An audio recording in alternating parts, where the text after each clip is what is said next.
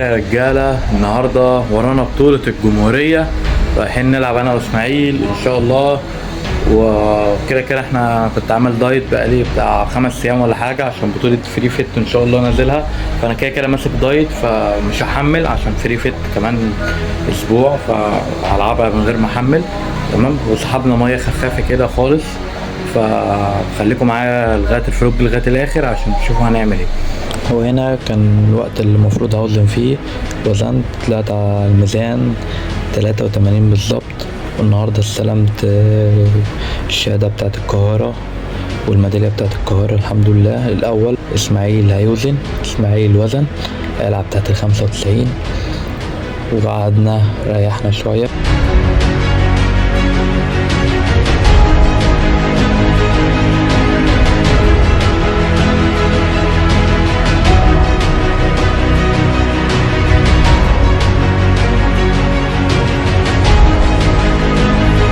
دلوقتي وقت العرض.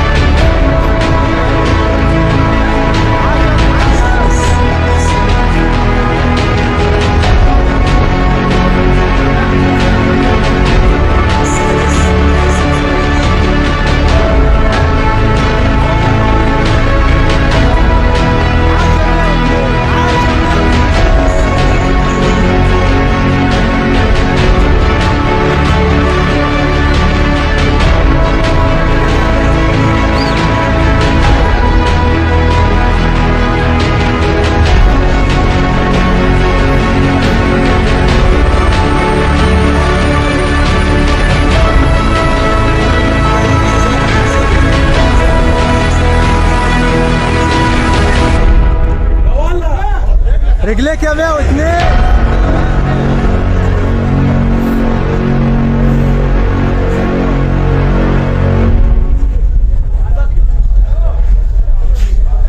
بطنك فين يا مجرد؟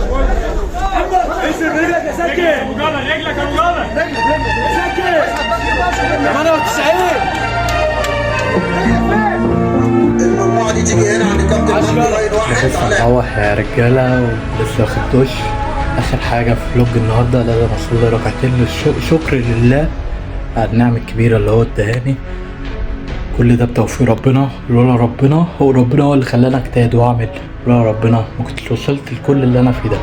بس سلام.